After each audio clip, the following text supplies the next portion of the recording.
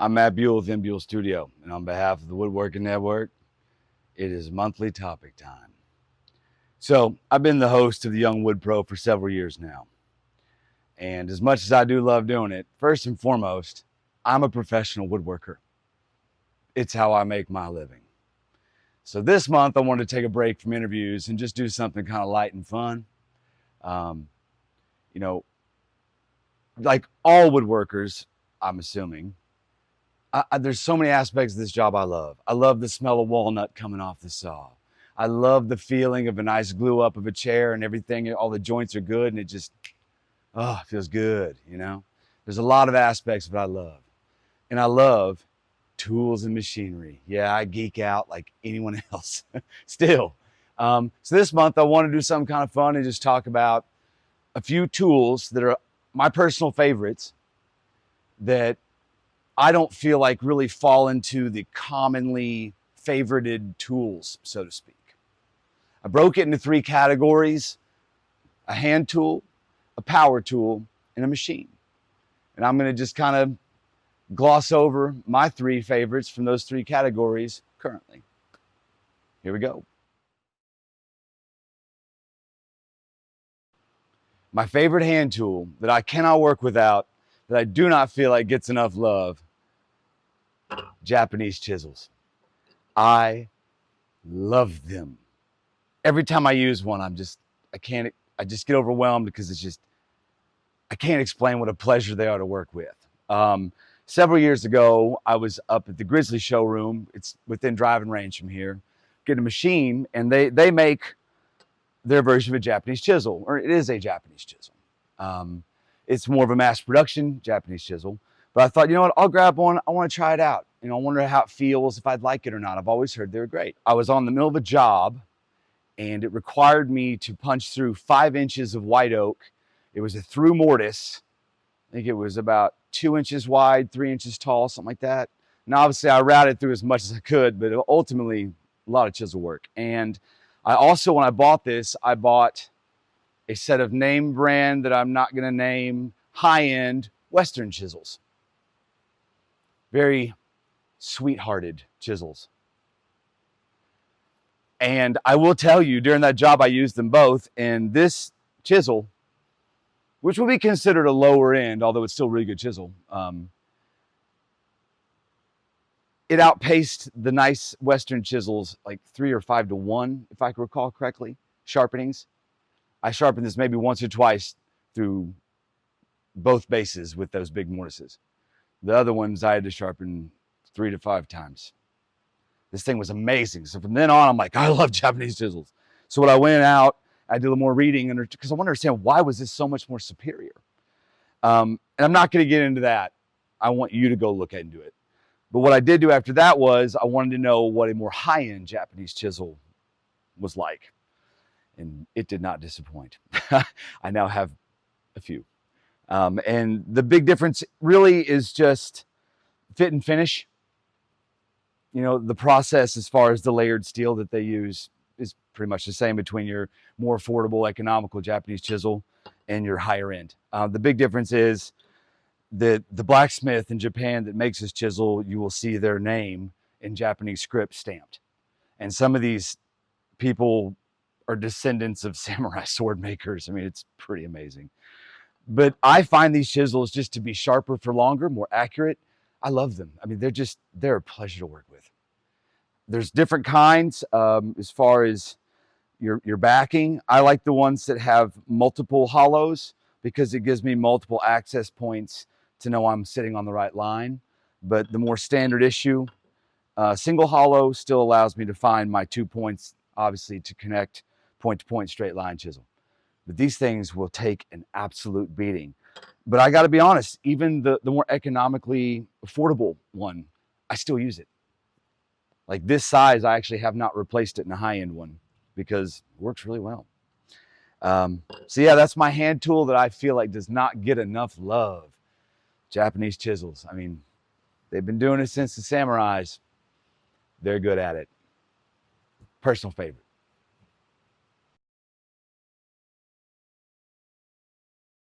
My favorite power tool this will come as no surprise to most, is a router.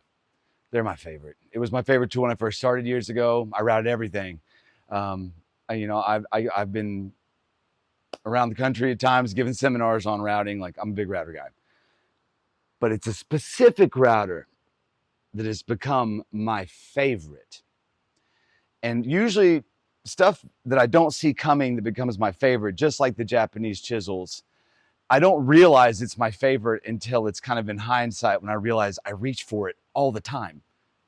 And this guy, the 1010 Festool router, and no, this is not a plug for Festool, it's just a router I love, has become like my best friend.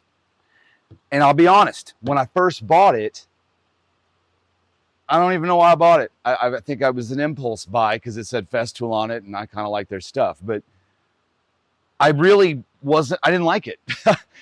To me, I felt like it was a router that didn't know what kind of router it wanted to be, because it's a little more powerful than a palm router, and this is a big palm router, and it's not as powerful as your standard issue 2 1/4. It's just kind of like this kind of identity crisis router. And so I really wasn't sure how I was going to use it. And over the years, it has become my buddy.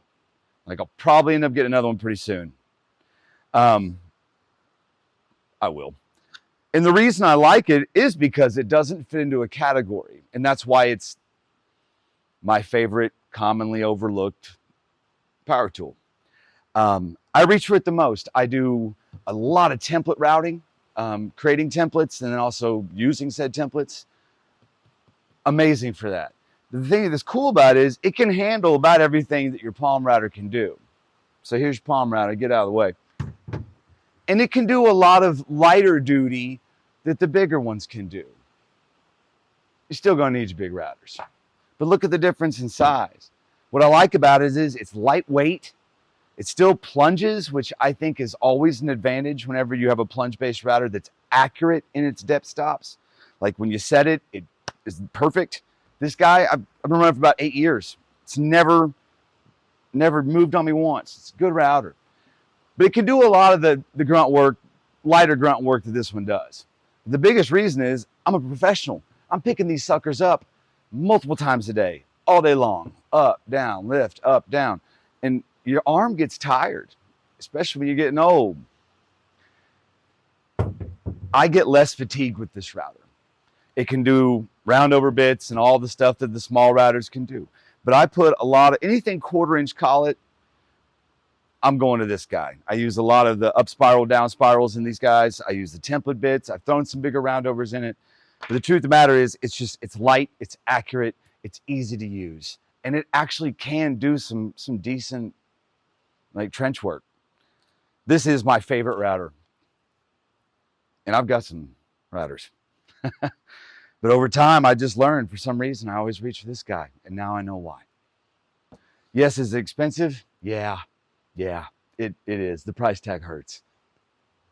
But I couldn't work without this tool. So the machinery one's a little tricky because the topic is really ones that are commonly overlooked. So to me, bandsaws, joiners, table saws, planers, they are not commonly overlooked. Usually that's everybody's pick from favorite stuff. Shapers may be more in the middle.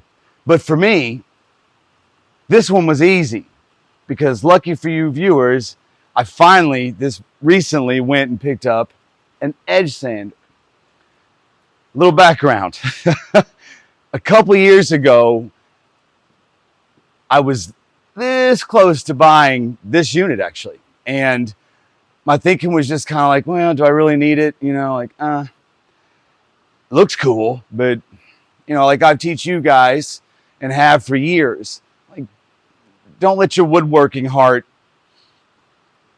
overrule good business practice. So usually I'm looking at stuff like, do I want this because I want it, or do I need it for a business? Is it a need? And for some reason, I was like, I don't need it. And ever since then, about 18 months went by. I can't even count how many times at work the thought would cross my mind, I bet I could use an edge sander for this.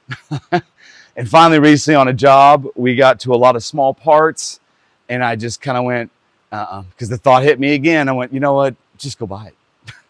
So I live close to the showroom, so I drove over and bought it. And I got to say, awesome. It's awesome. I mean, you know, I think of edge sanders where you're just going up with a longboard and you're squaring it up. Yeah. And it does that. It's great for veneer work too. I tested it out the other night. But it's also just great for smaller parts, especially if you're running a higher grit. You know, this is a 180, which it's a little high for me, but waiting on the others to come in the mail. But with this grit not being so aggressive, it also isn't grabbing the workpiece. I can stand here and just, I mean, almost to the point where it looks unsafe. It's so effortless. The other day I was sanding these little guys, and I can't remember the last time I was sanding and smiling. And I think that's why this machine is commonly overlooked, because sanding, it's not sexy. It's what most woodworkers dread, well, finish, which is a part of it. And after I started using it, the first hour, I'm like, why did I not buy this years ago? My intuition was telling me, hey, you're going to need this. And since I've had it, I've thought of 10 other different ways I want to use it. It's a really, really good machine. So I highly recommend it. It makes so much easier sanding all this small stuff instead of, you know, mounting your little orbital upside down on your vise or standing there. Instead, it's just walk up, get on out. I know you want to see me use it, don't you? Okay. Now, if this is a coarse grit, I'd be stabilizing more because it would be grabbing my workpiece. But because we're a high grit, it's pretty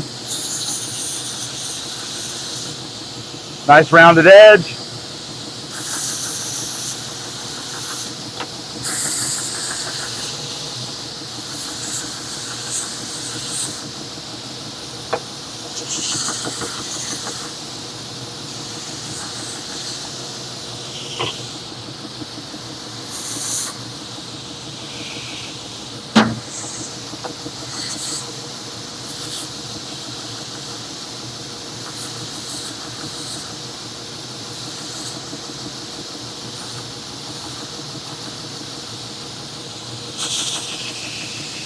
It's just so much better than standing there going, oh.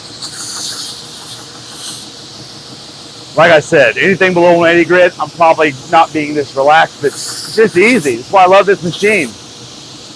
And I'm not wearing my arm out, sanding, holding a tool, dealing with the cord and the hose. Like it's easy peasy.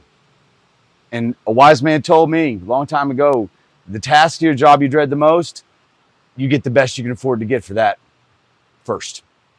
He was right. Great machine. Well, I hope our little detour from our usual monthly programming, talking about the more business end and keeping it kind of light and fluffy, doing a little tool talk, was good for you. Sometimes it's nice to mix it up. Don't worry, we're going to get back to more of the business angle real soon. I also want to say that no one's paying me to recommend anything, and that this is all based on my own experience as a working professional who has found good results. These tools might not work for you. I don't know what you're making, and they might not work for you because they don't fit your style. Cool. What I want you to do is always be open and looking for tools that are maybe helping you more than you think, and to follow your intuition, because all three of these purchases were completely intuitive. I didn't need Japanese chisels. I didn't need a weird router that was in some weird mid-size range. And I didn't really think I needed a giant sander. But something in my gut kept telling me, you need to look at this. And it's been right every time. They have become my go-to tools. And I didn't even think I needed them. They've earned their place in my work. Can't work without them. Stay tuned for next month. I will give you a hint. The Young Wood Pro contest has concluded, and is the host and one of the judges. I might or might not have seen some of the entries. We have a record number of entries this year by a large margin. I mean, it's a lot of entries. We're going through them. I mean, we might be going through them. And holy moly, There is some really outstanding work. It's going to be a hard one this year to pick one. So stay tuned. See you next month.